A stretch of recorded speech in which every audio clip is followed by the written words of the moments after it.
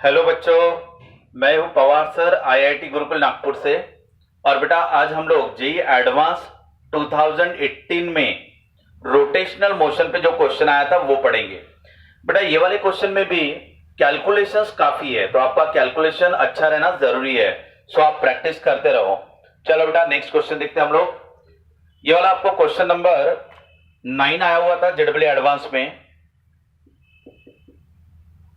Rotational motion के ऊपर question था बेटा। ये एक ऐसा इंक्लाइंड स्लोप दिया है जिसका एंगल दिया हुआ है 60 डिग्री। यहां से आप रिंग को रिलीज कर रहे हो और बाद में आप डिस्क को रिलीज कर रहे हो। ये है बेटा डिस्क, ये है रिंग, ठीक है ना। तो बेटा ये रोटेशनल मोशन का क्वेश्चन है और रिंग रहे या डिस्क रहे वो रोल करते हुए नीचे आ रही है।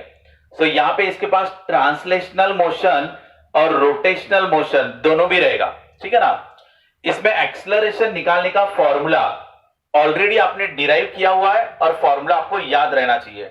सो फॉर्मूला क्या है बेटा एक्सलरेशन का? G sine theta 1 plus K square divided by R square. तो ये आपका एक्सलरेशन इन रोटेशनल मोशन का फॉर्मूला है। तो बेटा अगर रोलिंग बॉडी ना होती तो आपका एक्सलरेशन सिंपल आता है जी साइन थीटा, ठीक है ना। अगर ओनली स्लाइडिंग बॉडी रहती, अगर ये बॉडी सिंपली स्लाइड हो रही है तो उसका एक्सलरेशन रहता जी साइन थीटा। अगर ऐसा फ्रीली फॉलिंग बॉडी रही, ये बॉडी है फ्रीली फॉलिंग, तो इसका एक्सलरेशन कितना रहता जी।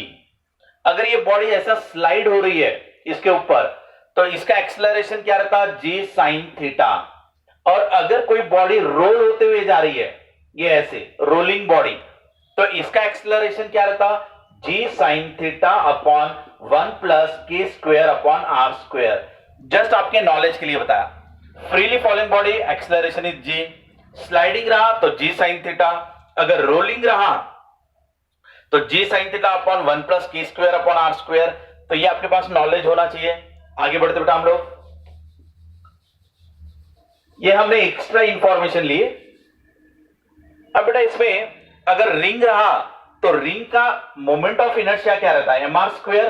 उसको एम के स्क्वायर से अगर आप इक्वेट करोगे तो K square upon R square की वैल्यू 1 आती है फॉर द रिंग, क्योंकि रिंग का मोमेंट ऑफ इनर्शिया क्या रहता है? M R square. उसको किससे इक्वेट कर देना? एम के स्क्वायर से। तो यहां के स्क्वायर अपॉन आर स्क्वायर आता है 1।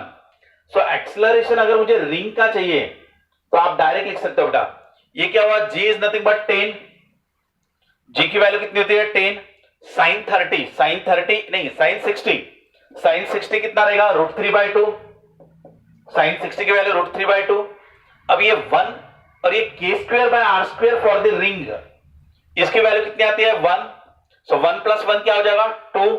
तो ये हो गया बेटा आपका 10√3 डिवाइडेड बाय 4, यानी ये आ जाएगा तुम्हारा 5√3 divided by 2। So this is the acceleration of ring. एक बार आप अच्छे से देख लो बेटा, एक्सलरेशन का formula g sine theta upon 1 plus K square upon R square. K is your radius of gyration। Ring के लिए मोमेंट ऑफ इनर्शिया क्या रहता है? M R square. उसको एम के स्क्वायर से इक्वेट करो, एम एम कैंसिल हो जाएगा, तो K square upon R square क्या मिलेगा? 1 फॉर द रिंग। तो यहां इसकी वैल्यू क्या रखोगे? 1। 1 प्लस 1 क्या होता है? 2। जी की वैल्यू क्या है? 10। साइन 60 इज √3/2, तो 10√3/2 और इसका आ गया 2। क्लियर? अब ये हो गया आपका एक्सलरेशन फॉर द रिंग। बेटा सेम इसी तरीके से एक्सलरेशन फॉर द डिस्क निकाल लो व्हेन रोलिंग बॉडी, ठीक है ना। अब किसका निकाल रहे हो आप? डिस्क का। चलो देखो बेटा, डिस्क के लिए मोमेंट ऑफ इनर्शिया क्या रहता है? mr²/2। ये होता है आपका mr²/2। किसके लिए बेटा? डिस्क के लिए। mm गेट कैंसिल, तो आपका के स्क्वायर अपॉन आर स्क्वायर, इसकी वैल्यू 1/2 मिलती है फॉर द डिस्क। अब बेटा यहां पर के स्क्वायर अपॉन आर स्क्वायर की जगह पे क्या रखोगे? 1/2। 1/2 प्लस 1 कितना हो जाएगा? 3/2। जी की वैल्यू क्या है? 10। साइन 60 इज √3/2, तो ये ऐसा हो गया बेटा 10√3/2 डिवाइडेड बाय ये 1 प्लस 1/2 दैट इज 3/2।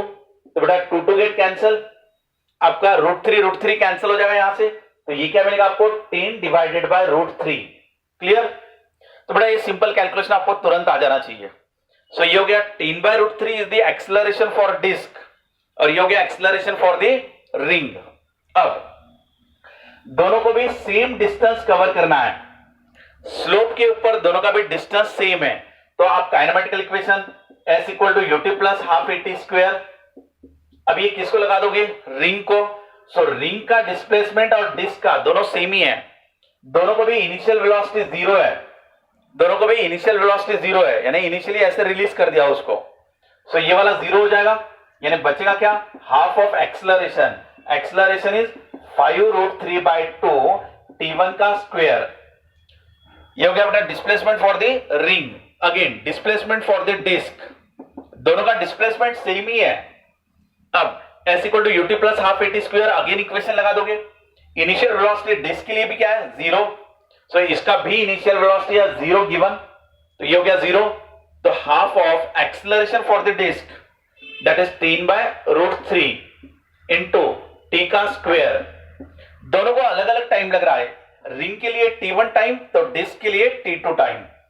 अब दोनों का डिस्प्लेसमेंट इक्वेट कर दो, क्योंकि रिंग का और डिस्क का दोनों का डिस्प्लेसमेंट सेम रहेगा, दोनों को जब आप इक्वेट करोगे तो 1/2 कैंसिल हो जाएगा, आपका ये 5 है ये 10 है, तो 2 आ जाएगा, यानी क्या बचेगा, ये बचेगा बेटा √3/2 t1 का स्क्वायर इक्वल टू, यहां पे ये 5 और ये 5, यहां 2 बचा, 2/√3 t2 का स्क्वायर। बेटा आपको कैलकुलेशन करते आना चाहिए इजीली।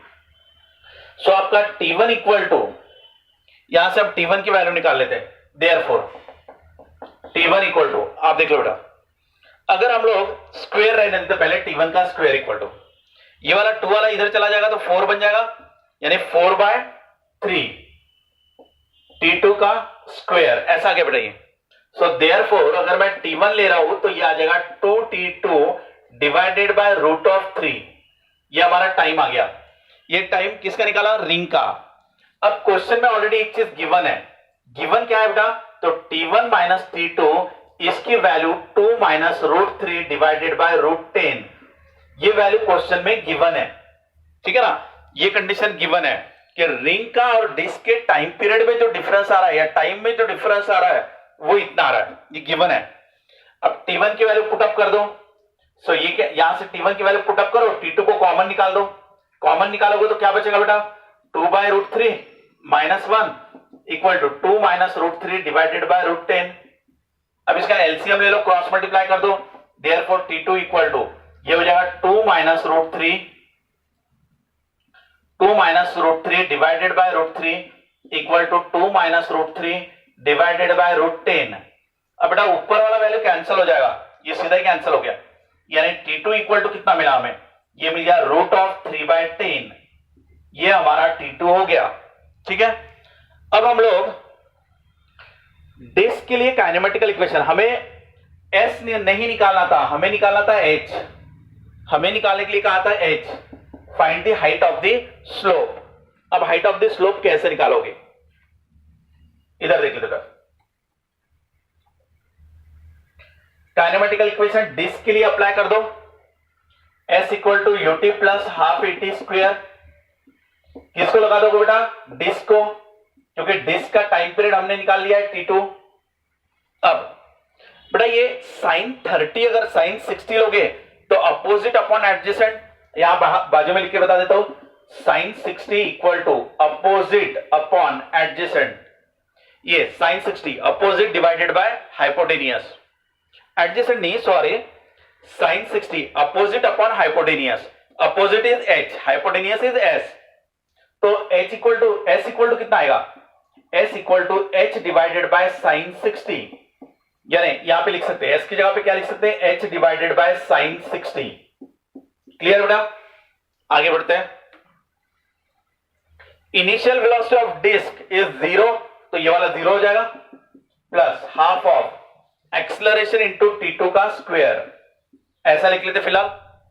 अब h डिवाइडेड बाय, यहां पे मिटा देता हूं इसको,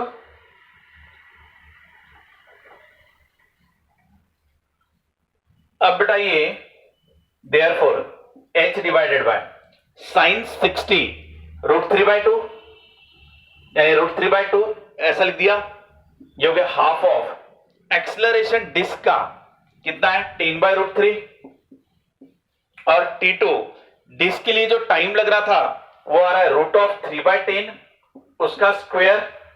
ये हो गया इक्वेशन। अब कैलकुलेशन करना है आपको, कैलकुलेशन करके हाइट निकाल लेना है।